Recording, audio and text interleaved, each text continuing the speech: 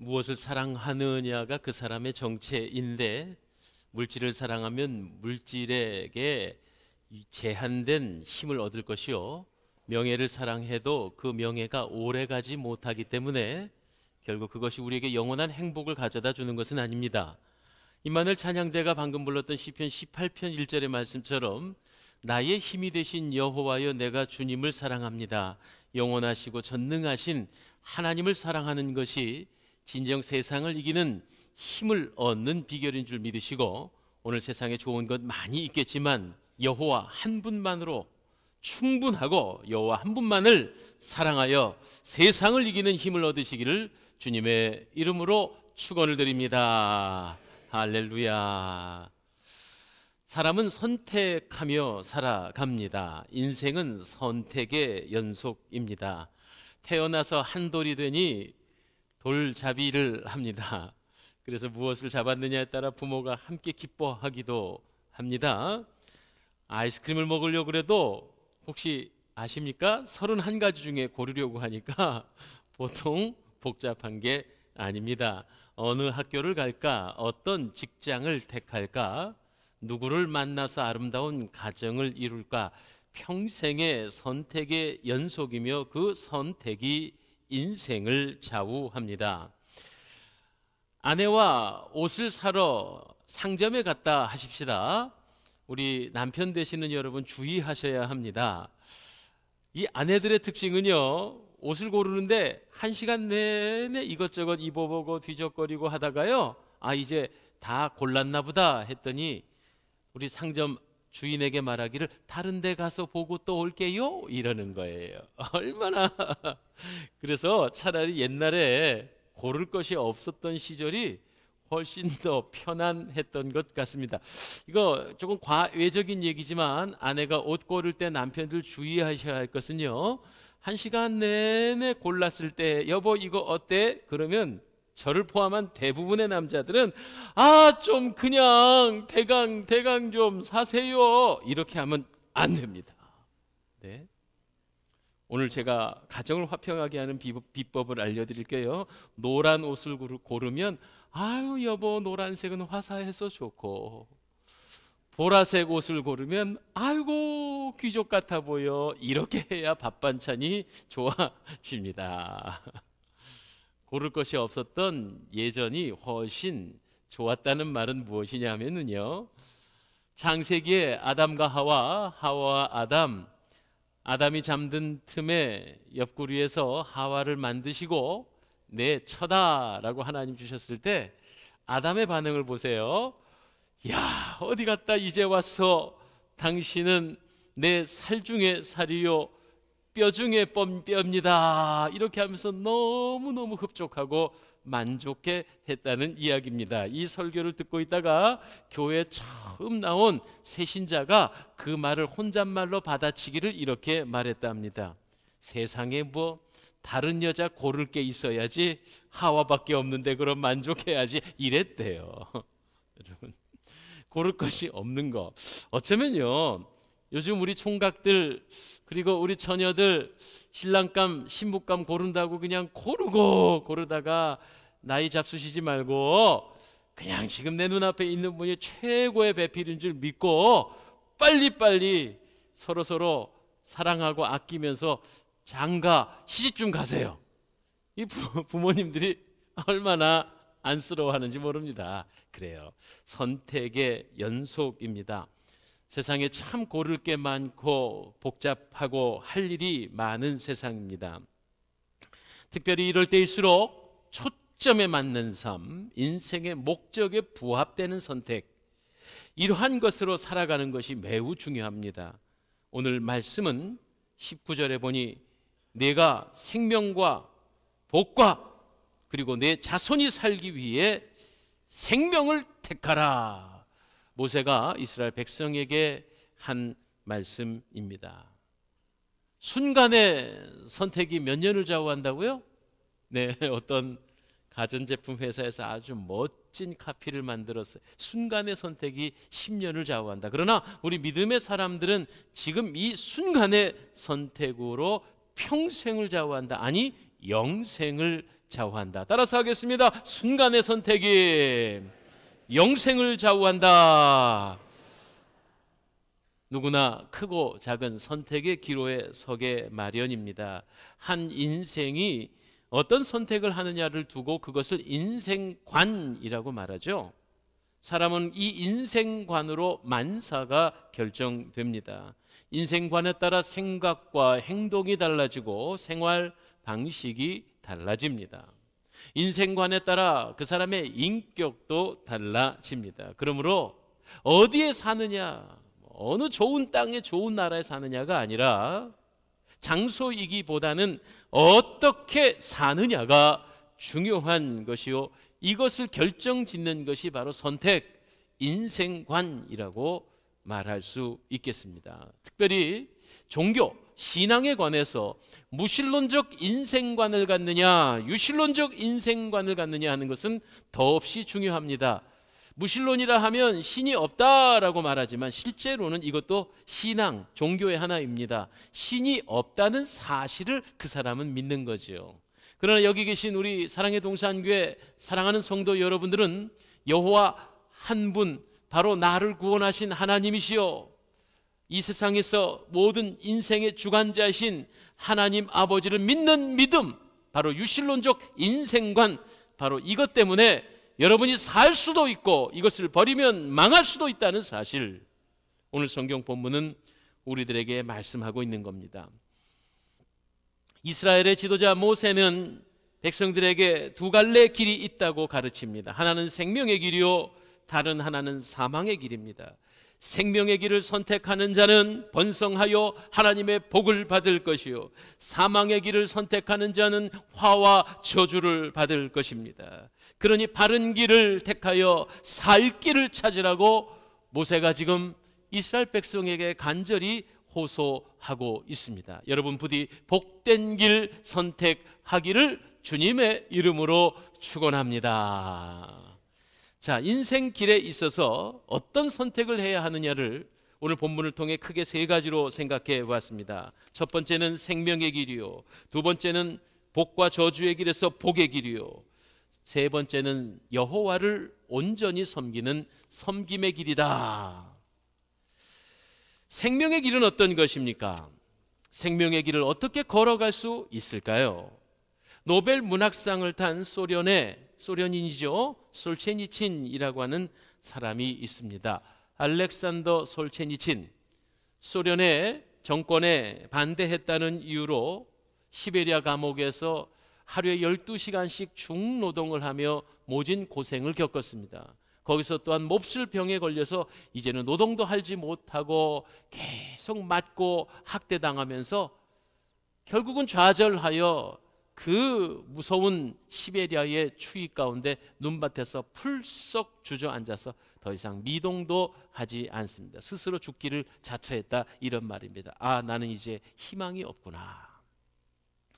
그런데 그때 갑자기 생전 처음 보지도 않았던 새로운 한 노인이 나타나셨습니다. 그리고는 눈밭에 조용히 손가락으로 무엇인가를 그리는데 그것이 바로 십자가였습니다. 솔제니친의 눈에 그 십자가가 선명히 들어옵니다. 주님의 그 크신 사랑이 가슴속에 찾아오고요, 십자가를 바라보는 순간 용기가 생겼습니다. 살 희망이 생겼습니다. 그래서 죽기를 자처해서 땅바닥에 주저앉았던 힘없는 무릎에 힘을 얻고 다시 제자리에 일어납니다.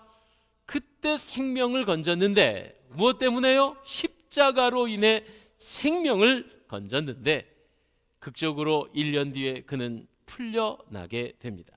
그 길로 미국으로 망명을 하여서, 그래서 미국에서 바로 이반데니소비치 하루라고 하는 이 포로 수용소, 죄인 수용소에서 겪었던 자신의 삶을 기록하여서 노벨 문학상을 받게 됩니다. 어떻게 해 솔제니친이 절망 가운데서 소망을 얻었습니까? 바로 십자가였습니다. 하나님의 아들 예수 그리스도의 십자가, 이 십자가는 생명을 주는 능력이 있습니다. 생명을 살리는 능력입니다. 십자가는 생명을 소생시키는 힘입니다. 어떤 길이 생명의 길일까요? 하나님을 섬기고 하나님을 뜨겁게 사랑하는 것, 바로 이 세상을 이기는 힘이다, 이런 말입니다. 오늘 모세는 이스라엘 민족이 살 길이 바로 하나님을 사랑하는 것이요, 그 하나님은 사랑 안에 머물러야 진정한 인생의 살 길, 생명의 길이 열립니다. 로마서 8장 2절, 그러므로 이제 그리스도 예수 안에 있는 자에게는 정죄함이 없나니 이는 그리스도 예수 안에 있는 생명의 성령의 법이 죄와 사망의 법에서 나를 해방하였느니라. 할렐루야, 아멘. 그래서 우리 예배 전에도 함께 찬양을 했는데, 이게 제가 부르라고 우리 목사님께 부탁을 했어요. 이거 어릴 때요, 율동하면서 막 박수하면서 불렀던 노래예요. 어떤 노래죠? 예수 안에 있는 나에게 생명, 정죄함 없네. 이 노래 아까도 열심히 불렀는데요, 말씀을 기억하면서, 그래 십자가 예수 안에서 생명이 있어, 정죄함이 없어, 죄와 사망의 법에서 나를 해방했어. 이 찬송 한번 다시 씩씩하게 불러보십시다. 찬양합니다. 박수하면서, 예수 안에 있는 나에게, 예수 안에 있는 나에게 결코 정죄함 없네. 생명의 생명 성령의 법이 해방하였네. 다시 한번, 예수 안에 있는 나에게 결코 정죄함 없네. 생명의 성령의 법이 해방하였네. 예수, 오 예수. 아 잠깐만요, 여기서 잠깐만요. 이거 할 때요, 옛날 기억 안 나세요? 예수 짝짝짝, 그것도 그냥 앞에서 짝짝이가 아니라 한 번 하면 왼쪽에서 짝짝짝, 두 번째 예수 하면 오른쪽 짝짝짝. 오직, 제가 율동을 참 잘하는데 성의를 입고 강단에서 이래 가볍게 할 수가 없어. 다시 한번요, 예수부터요. 하나 둘 셋 넷. 예수 짝짝짝, 예수 짝짝짝. 오직 예수, 예수 짝짝짝, 예수, 오직 예수. 죄와 사망에서 나를 구원했네. 죄와 사망에서 나를 구원, 해방되었네. 죄와 사망의 법에서 해방되었네. 죄와 사망의 법에서. 할렐루야. 박수 한번 더 크게. 하나님의 십자가 은혜로 우리는 생명을 얻었습니다. 아멘.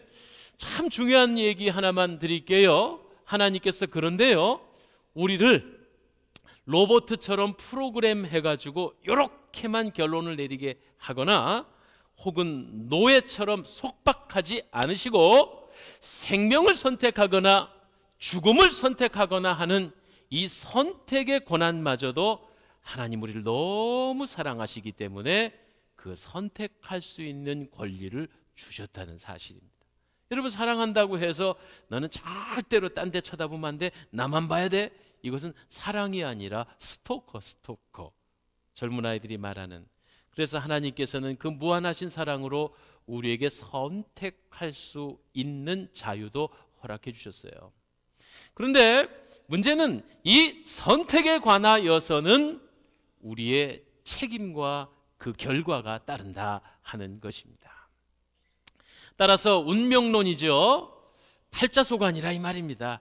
세상의 많은 저급한 종교들은 이 운명론에 빠져 있습니다. 내가 전생에 죄를 많이 져서 이래, 내가 전생에 이래서 이 땅에서는 어쩔 수 없이 이 모양으로 살아, 그러면서 팔자소관에 빠지게 만듭니다. 그러나 우리 믿음의 하나님의 귀한 말씀은 당신의 백성들에게 운명을 개척할 수 있는 힘을 주셨고, 십자가의 생명을 선택할 것이냐 세상의 죽음을 선택할 거냐, 이것도 우리들의 결정에 맡겨져 있다는 사실이에요. 물론 성령께서 우리를 장악하시고 생명의 사슬로 엮으사 옳은 길 걷게 하신다는 사실, 이러한 놀라운 주님의 은혜를 찬송합니다. 따라서 올바른 신앙생활이라 하는 것은요, 참 중요합니다. 이 올바른 신앙생활로 가정이 화평하고 가문이 화평하고 민족이 살아나는 거예요. 운명론의 당파 싸움에 빠져있던 이 나라 이 민족이 152년 전 복음의 씨앗이 떨어졌을 때 우리나라 이 땅 대한민국에도 서광이 비쳤습니다. 그리고 하면 된다, 할 수 있다, 우리도 잘 살아보세.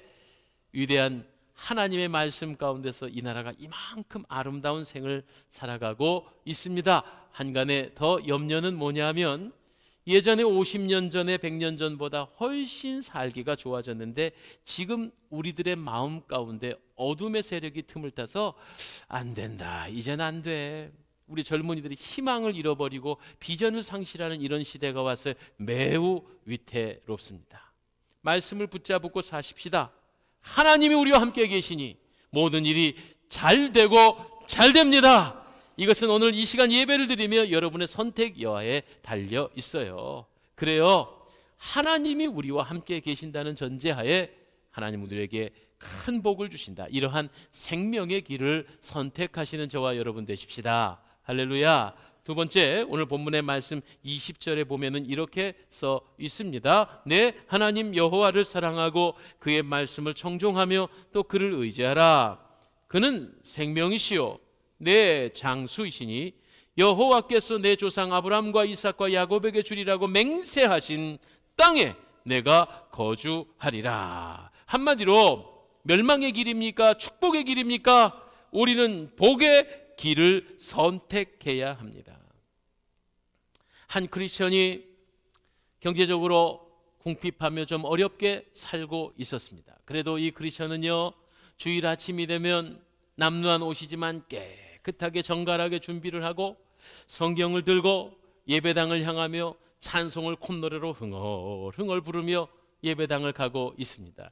근데 옆집 이웃, 하나님을 알지 못하는 이웃이 그 모습을 보더니 묻습니다.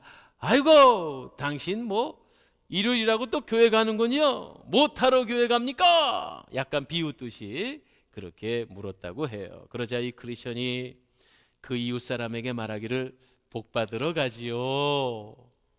뭐라고요? 복 받으러 가지요. 여러분, 오늘도 거룩한 주의 성전에 주일날 예배드리러 오셨는데 복 받으러 오신 것을 믿으시기 바랍니다. 그러니까 이 이웃집 사람이 살짝 비웃는 태도로 이렇게 말했답니다. 아이고, 그렇게 궁핍하게 살면서 무슨 복을 받는다고 하시오. 그때 이 크리스천이 하시는 말을 잘 들어보십시오. 세상의 분노와 경멸과 어둠의 유혹이 사라지고 내 마음속에 하늘의 기쁨과 만족이 가득하니 이게 복이지요. 비록 생활이 넉넉지 않지만 작은 것으로 만족하게 하시고 또한 가족들 웃음꽃 피며 작은 천국 이루게 하시니 이것이 복이 아니고 무엇이겠습니까? 라고 말했어요. 여러분, 세상 사람들이 생각하는 복은요, 그저 소원 성취하고 넉넉하고 마음껏 펑펑 쓰는 거, 그것을 복이라고 말할런지 모르지만 우리 그리스도인의 진정한 복은 하늘로 주시는 평화, 하늘에 주시는 진정한 만족, 세상이 흉내내지도 못하고 알지도 못하는 이 평강이야말로 진정한 복인 줄 믿고 바로 오늘 이 거룩한 주일의 주의 전에와 예배드린 여러분 안에 이렇게 하늘의 기쁨과 평화와 만족이 가득하시기를 축원합니다. 복의 길이란 다른 것 없어요. 어떻게 해야 이런 평강을 얻나요? 주의 법도와 말씀을 따라 살 때입니다. 오늘 20절 말씀에 보니 하나님 여호와를 사랑하고 내가 여호와를 사랑하니 나의 힘이 되신 주님, 그의 말씀을 청종하며 그를 의지한다는 이 자체가 복이다, 이런 말씀이죠. 사랑하는 여러분, 오늘 이 시간 이런 복된 삶을 잘 이해하고 그것을 선택하는 자에게 우리 주님은 약속하고 계십니다. 주님의 법도를 지키고 살며 그런 자에게 번성과 장수의 복을 주시며, 그리고 반대로 우상과 세상 연락을 즐기는 사람은 결국 망하여 사망에 이를 수밖에 없다는 이 진리, 부디 여러분 주님의 복된 길을 선택하시는 주의 백성 되시기를 간절히 부탁합니다. 세 번째입니다. 여호와 섬김의 길을 선택해야 합니다. 섬김의 길. 누군가를 섬기고 보살핀다는 일은 만만한 일은 아닙니다. 세상의 대부분의 사람은 섬김을 받고 싶어 하지 누군가를 섬기고 대접하는 일이 사실 쉽지 않지요. 그래서 많은 사람들은 편한 길, 그리고 남들이 많이 모이는 길을 걷기를 원하고 있습니다. 우리 교차로에서 횡단보도에 파란불 신호를 기다리며 사람들이 막 바쁜 걸음에 이제 신호를 기다리고 있습니다.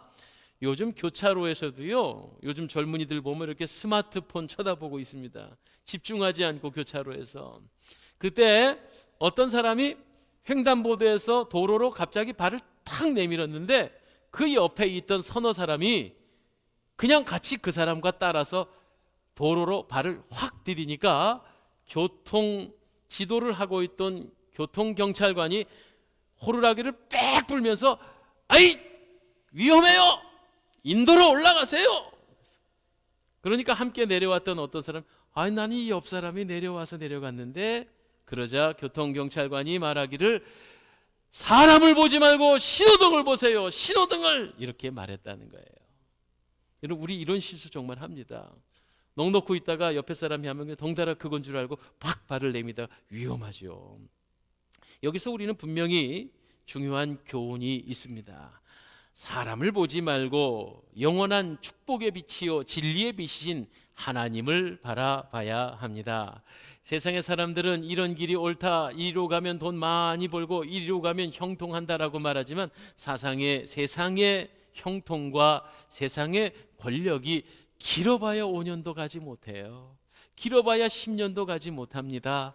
그러나 생명의 빛 진리의 빛이신 하나님을 바라봐야 그것이 축복의 길이요 형통의 길인 줄 믿습니다. 그러면 어떻게 이런 축복의 길을 걸어갈 수 있는가? 오로지 진정한 우리의 주인 되신 하나님 아버지와 친해야 돼요. 하나님 아버지를 섬길 줄 알아야 해요. 경남 거창의 거창고등학교 이야기를 여러분 아시지요?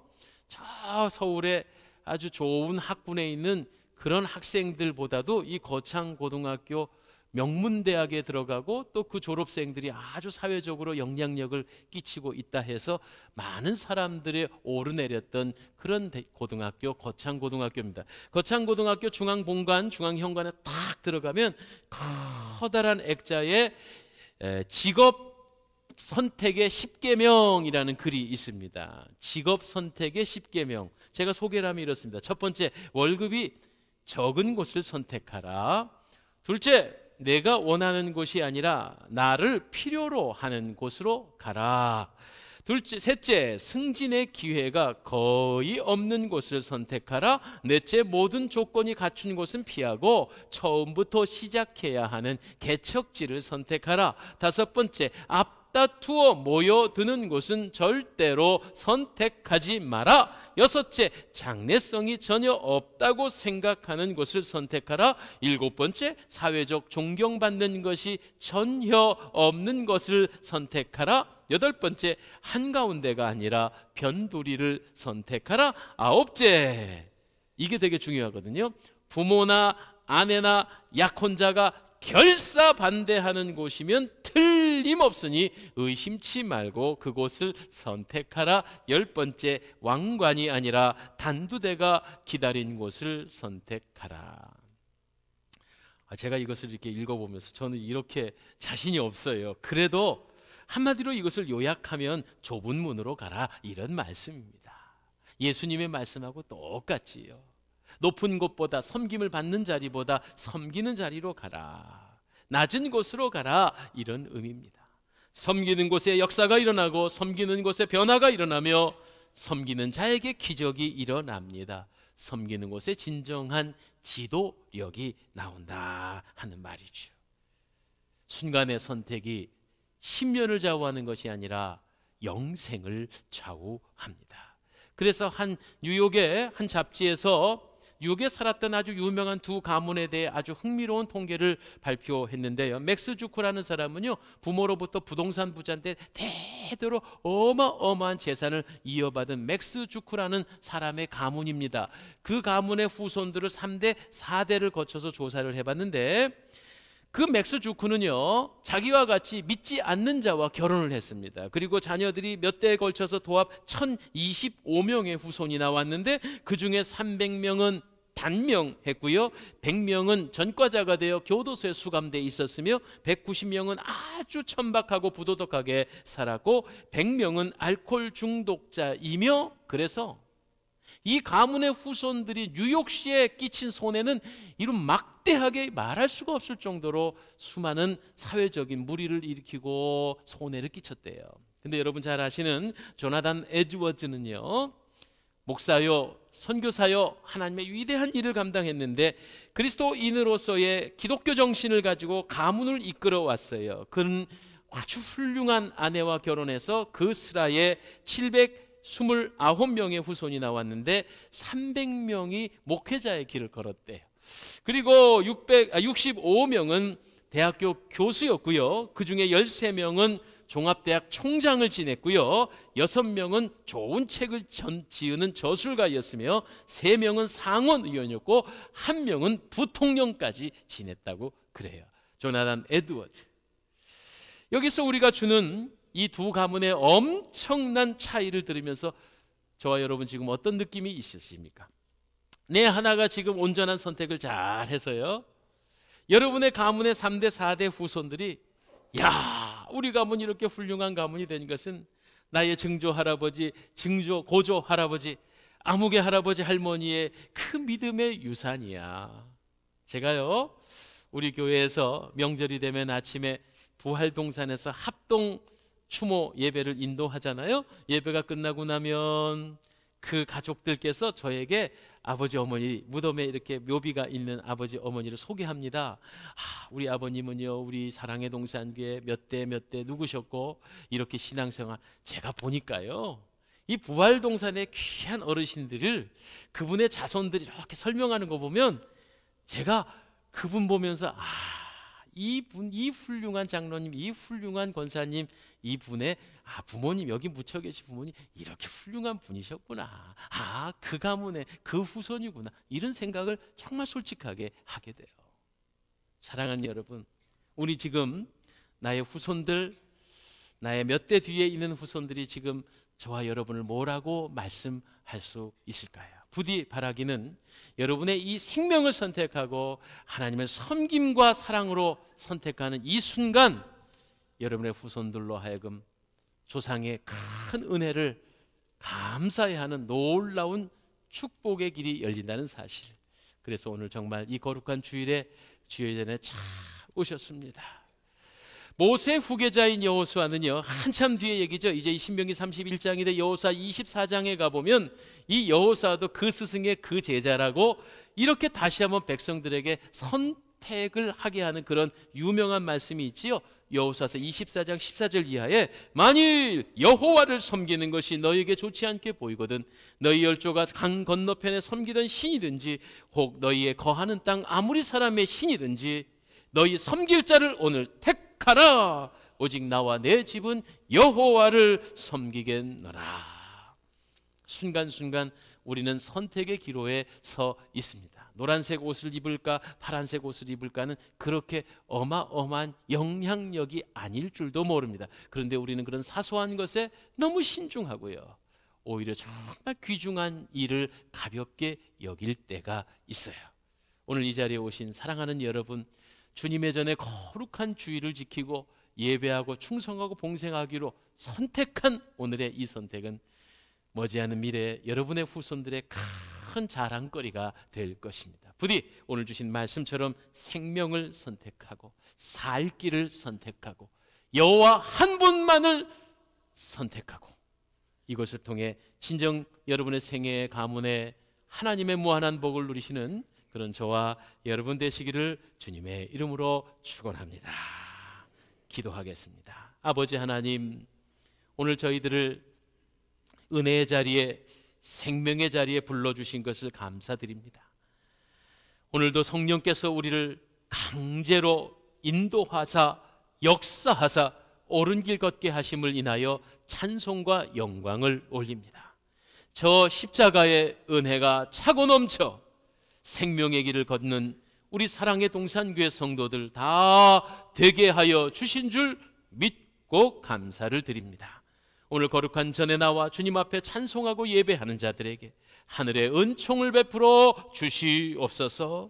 병중에서 연약하여 고생하는 성도들이 있습니까? 우리 주님 친히 보혈의 피로 뿌리고 발라 모든 질병에서 자유케 하여 주시옵소서. 간절한 소원과 기도의 제목을 주님 앞에 아뢰옵니다. 내 힘으로 어쩌지 못하는 문제 속에서 이제는 더 이상 염려하지 않으렵니다. 우리 주님께서 함께 하시고 책임져 주옵시고 주님의 적절한 때에 가장 선한 방법으로 깨끗하게 해결하여 주시옵소서. 주님, 이 말씀 붙잡고 오늘도 영안이 열려 생명의 길, 복의 길 선택하는 믿음의 권속들 되게 하여 주옵소서. 예수님 이름으로 기도하옵나이다. 아멘.